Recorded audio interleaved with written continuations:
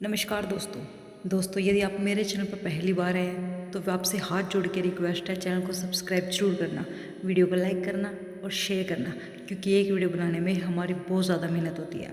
आज हर कोई अपने जीवन में सफल होना चाहता है, लेकिन सफल होने का सही मार्ग का पता न होने के कारण आज अधिकतर लोग हताश और परेशान हैं।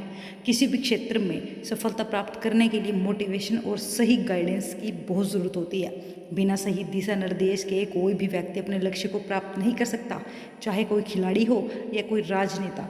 हर किसी को समय समय पर मोटिवेशन और गाइडेंस की जरूरत पड़ती ही है, लेकिन वो सही गाइडेंस सोर्स क्या है, इसके बारे में अधिकांश लोग अनजान रहते हैं।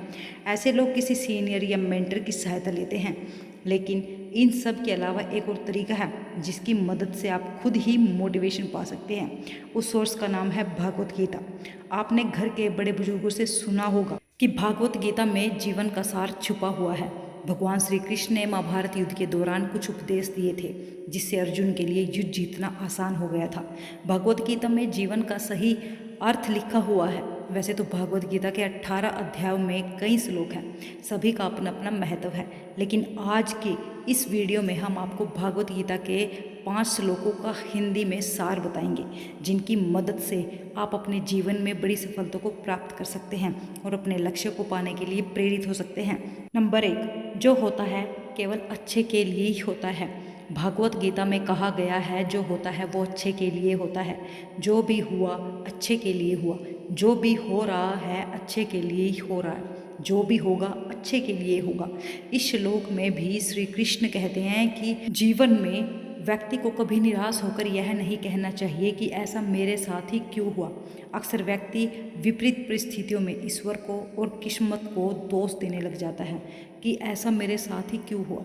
जिस तरह हर रात के बाद एक सवेरा होता है, उसी तरह कठिन समय के बाद अच्छा समय भी जरूर आता है। हर काम को करने के पीछे कोई ना कोई अच्छा कारण जरूर होता है, जो हमें पहले समझ नहीं आता, लेकिन समय के साथ पता चलता है कि जो हुआ वो अच्छा ही हुआ। इसलिए भगवत गीता की इस बात का आपको जरूर अनुसरण करना चाहिए कि जो होता है वो अच्छे के लिए ही होता है। नंबर 2, यह शरीर हमारी आत्मा का केवल एक वस्त्र है। भगवान श्री कृष्ण कहते हैं, जैसे कि एक आदमी अपने पहने हुए कपड़ों को उतारता है और दूसरे नए कपड़े पहनता है, वैसे ही आत्मा अपने घिसे पिटे शरीर से बाहर निकलती है और दूसरे नए शरीर में प्रवेश करती है। इसे दूसरा जन्म भी कहते हैं। इसलिए ईश्वर कहते हैं, किसी भी चीज़ का मोह न करते हुए केवल अच्छे कर्म करो, क्योंकि यहाँ सब नश्वर है। किसी की मृत्यु होने पर या अपने शरीर का त्याग करने पर ज़्यादा दुखी नहीं होना चाहिए, क्योंकि आत्मा फिर किसी और शरीर को अपना वस्त्र बनाकर उसे धारण कर लेगी। इसीलिए आपको आगे बढ़ने के लिए इन सब बातों से ऊपर उठकर आगे बढ़ना चाहिए। नंबर 3, परिवर्तन तो होना ही है। संसार में जो आया है वो नष्ट जरूर होगा। दिन रात सभी बदलते रहते हैं, महीने ऋतुएं बदल जाती हैं। इसी तरह सुख दुख सभी संसार का नियम है, परिवर्तन तो होकर ही रहेगा। इसीलिए व्यक्ति को परिवर्तन से घबराना नहीं चाहिए, बल्कि इसका स्वागत करना चाहिए। हर परिवर्तन व्यक्ति को नई सीख देकर जाता है। इस ब्रह्मांड में सब कुछ स्वयं बदलता है, जो परिवर्तन के सार्वभौमिक कानून के अधीन है। इसी तरह हमारे जीवन में कुछ भी स्थायी नहीं है। गीता आपको परिवर्तन को स्वीकार करने के लिए कहती है। कई बार लोग रिश्तों के बदलने से, लाभ हानि होने से टूट जाते हैं, लेकिन उन्हें समझना चाहिए कि कोई भी परिवर्तन स्थायी नहीं होता। हर चीज़ बदलती रहती है। पतझड़ में जब सूखे पत्ते झड़ते हैं, तभी बसंत में नई फुहारें आती हैं। इसलिए परिवर्तन को स्वीकार करें और आगे बढ़े। नंबर 4, बुरा वक्त हमें सर्वश्रेष्ठ बनाता है। जीवन में अच्छा और बुरा दोनों ही समय चलते रहते हैं। आज अंधकार है तो कल उजाला होगा। जिस तरह सोना आग में तप कर ही कुंदन बनता है, उसी तरह व्यक्ति भी बुरे वक्त से लड़कर खुद को सर्वश्रेष्ठ प्रस्तुत करता है। विपरीत परिस्थितियां व्यक्ति को और भी मजबूत बनाती है और चीज़ों को बेहतर ढंग से देखना सिखाती है। बुरा समय हमें पैसों की कदर करना सिखाता है, इसलिए अपने बुरे समय से कभी भी घबराकर हार नहीं माननी चाहिए, बल्कि उससे लड़ना चाहिए और आगे बढ़ना चाहिए, क्योंकि यह वह समय होगा जो आपको अपने जीवन का सबसे मूल्यवान सबक सिखाएगा।